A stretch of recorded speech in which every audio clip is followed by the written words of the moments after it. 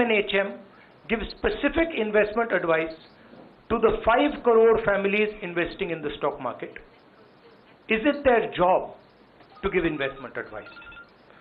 Second, why both interviews were given to the same media house owned by the same business group, which is also under SEBI investigation for manipulating stock market? Third, what is the connection between the BJP, the fake exit pollsters and the... जय हिंद दोस्तों। Now क्या आप मुझे ये बता सकते हैं कि इस लोकसभा इलेक्शन 2024 का जो रिजल्ट निकला, इसकी दो इंपॉर्टेंट अचीवमेंट्स क्या रही? अगर मैं आपसे एक जनरल सा क्वेश्चन पूछता हूं, इसकी दो बड़ी इंपॉर्टेंट अचीवमेंट्स हैं। पहली अचीवमेंट ये रही कि भारत को एक मजबूत सशक्त विपक्ष मिला, क्योंकि विपक्ष का होना किसी भी लोकतंत्र में, किसी भी डेमोक्रेसी में बड़ा इंपॉर्टेंट रोल प्ले करता है। अगर डेमोक्रेसी में गवर्नमेंट इंपॉर्टेंट है तो डेमोक्रेसी में अपोजिशन भी उतना ही इंपॉर्टेंट रोल प्ले करता है। दूसरा ये कि इस इलेक्शन ने कांग्रेस को फिर से एक ग्राउंड, जो कांग्रेस ने अपना ग्राउंड खो दिया था, वो ग्राउंड कांग्रेस को इस इलेक्शन ने दिया। जैसे कि कहा जाता है कि कांग्रेस को इस इलेक्शन से संजीवनी बूटी मिल गई, मतलब कांग्रेस फिर से जी उठी है, फिर से वो री एनर्जाइज हो गई है। तो ये अच्छी बात है हमारे देश के लिए, क्योंकि कांग्रेस इस देश की सबसे पुरानी पार्टी है और एक राष्ट्रीय दल है। जितने भी विपक्षी दल है उसमें सबसे बड़ा दल है। 99 सीटें उसने जीती हैं लोकसभा इलेक्शन। इसीलिए Rahul Gandhi is back in action. और आप देखेंगे कि राहुल गांधी ने ठीक लोकसभा चुनाव के खत्म होने के बाद एक प्रेस कॉन्फ्रेंस की, और उस प्रेस कॉन्फ्रेंस में उन्होंने गवर्नमेंट के ऊपर, देश के प्रधानमंत्री के ऊपर, देश के होम मिनिस्टर के ऊपर यह आरोप लगाया कि आखिरकार में ऐसा क्या था जिससे एक दिन शेयर बाजार उछला और दूसरे दिन शेयर बाजार जो है वो क्रैश हो गया और कई लोगों के कई लाख करोड़ रुपए डूब गए।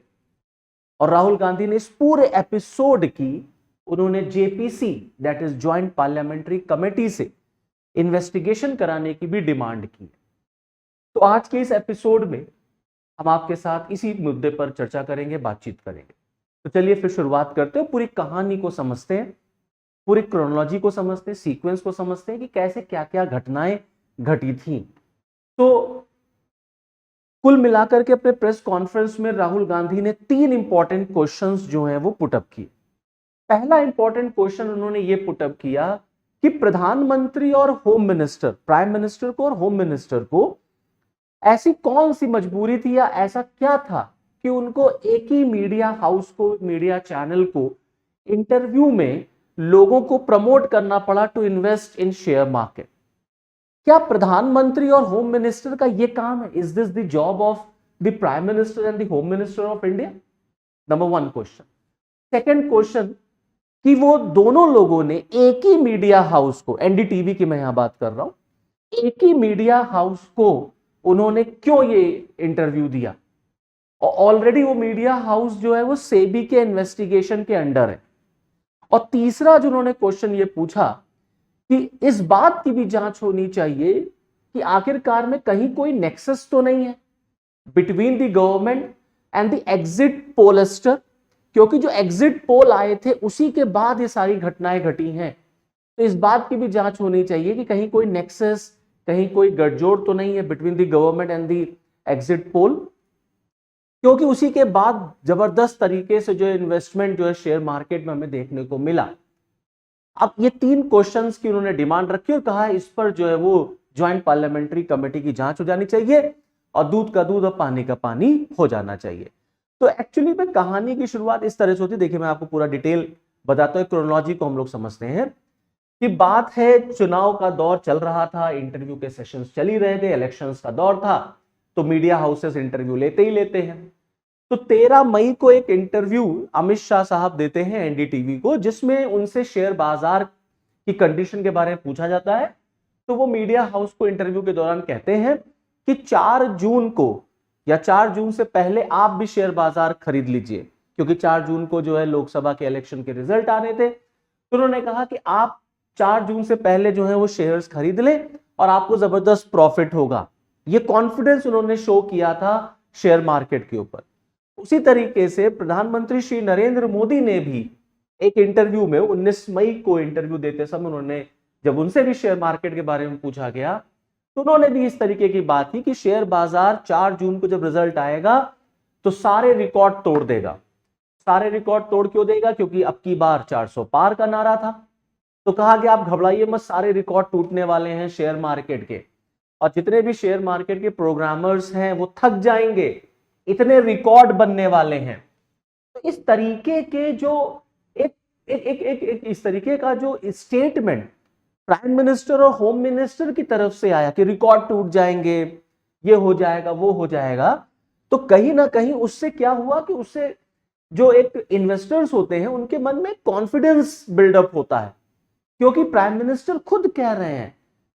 और ऑब्वियस सी बात है, पूरे देश में एक माहौल सा बना हुआ था कि एक बार फिर नरेंद्र मोदी गवर्नमेंट बनेगी और 400 पार होगा। अब उसके बाद क्या हुआ? इस तरीके के स्पेकुलेशंस लग रहे थे अक्रॉस द मार्केट। अब एग्जिट पोल आता है, जब चुनाव खत्म हो गए तो एग्जिट पोल आ गए।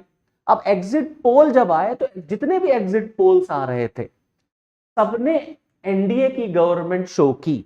ना, एनडीए की गवर्नमेंट बन रही है, इसमें कोई दो राय नहीं, बन तो एनडीए की सरकार रही, बट उस मार्जिन से नहीं बन पा रही जो मार्जिन जो है वो सारे एग्जिट पोल दिखा रहे थे। मतलब अकेले बीजेपी को ही 300 प्लस सीटें सारे एग्जिट पोल्स दिखा रहे थे, और बहुत इजीली, बहुत एक तरीके से कह लीजिए बहुत स्मूथ वे में, कॉन्फिडेंटली एनडीए को कहा जा रहा था कि वो 400 सीट जो है वो अचीव कर लेगी या नियर बाय 400 रहेगी।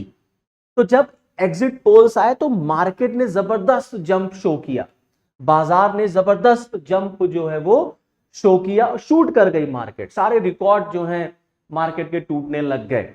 ओके, क्यों? क्योंकि इस तरीके के एग्जिट पोल से कॉन्फिडेंस बिल्डअप हुआ लोगों में, लोगों ने इन्वेस्ट करना शुरू किया कि जो है एक फुल फ्लेज मेजॉरिटी की गवर्नमेंट बनेगी तो पॉलिसी पैरालिसिस नहीं होता, स्टेबल गवर्नमेंट रहती है। तो ऑब्वियस सी बात है, ये सब पॉलिटिक्स और शेयर मार्केट एक दूसरे से ऐसे ही चलते हैं। तो जब शेयर मार्केट ने शूट अप किया तो इन्वेस्टर्स को उसमें प्रॉफिट होने लग गया, भाई पैसा लोगों ने कमाया जिस दिन एग्जिट पोल्स आए। लेकिन अब कहानी असली शुरू होती है कि जब एग्जिट पोल्स आए तो एग्जिट पोल्स में तो ऑब्वियस सी बातें दिखाया गया कि नहीं, एनडीए की गवर्नमेंट बनेगी, फुल फ्लेज गवर्नमेंट बनेगी। बट जब फाइनल रिजल्ट आया तो उसने चौंका दिया सबको सरप्राइज किया। और जिस तरीके के स्पेकुलेशंस या जिस तरीके के रिजल्ट्स जो हैं वो प्रिडिक्ट किए जा रहे थे, एक्सपेक्ट किए जा रहे थे for NDA and for BJP, उसके जस्ट अपोजिट रिजल्ट आ गया। और बीजेपी जो है वो 240 के अप्रॉक्स आकर के रुक गई, और पूरी एनडीए को जो है वो 290 प्लस सीटें जो है वो मिली। मतलब बीजेपी 300 प्लस अपना लास्ट ईयर का रिकॉर्ड नहीं तोड़ पाई, 303 से आगे नहीं बढ़ पाई, बल्कि उस 300 से कम में ही बीजेपी आ गई। और पूरी एनडीए को जो उम्मीद थी कि 400 सीटें मिलेंगी, वो 400 सीट भी नहीं मिल पाई, 300 सीट भी नहीं मिल पाई। तो ऑब्वियसली बात है, इसका इंपैक्ट शेयर मार्केट पर पड़ा। जो कॉन्फिडेंस प्रधानमंत्री जी ने दिखाया था वो कॉन्फिडेंस शेयर मार्केट नहीं कैच कर पाया, क्योंकि गवर्नमेंट उस तरीके की नहीं आई। प्लस अब मिलीजुली सरकार, गठबंधन की सरकार, तो कौन इधर आ रहा है, कौन उधर आ रहा है, तो इससे शेयर मार्केट डिस्टर्ब होता है। अब शेयर मार्केट एकदम से क्रैश कर गया जिस दिन ये रिजल्ट आया। इधर रिजल्ट आ रहा था और उधर शेयर मार्केट क्रैश कर रहा था। तो जो प्रधानमंत्री जी की भविष्यवाणी थी वो भविष्यवाणी सही साबित नहीं हुई, और कारोबारियों के जो इन्वेस्टर्स थे उनके तमाम लाखों करोड़ रुपए डूब गए। और कोविड के बाद ये सबसे बड़ी एक गिरावट मानी गई, और माना गया कि कम से कम 13 लाख करोड़ रुपए से ज्यादा जो हैं वो लोगों के नुकसान हो गए। राहुल गांधी जी ने तो आरोप लगाया है कि लगभग 30 लाख करोड़ रुपए जो हैं वो लोगों के डूबे हैं, 30 लाख करोड़ रुपए लोगों के डूब गए। ओके, तो ये एक बहुत बड़ा आरोप है और एक बहुत बड़ा एक एलिगेशन है।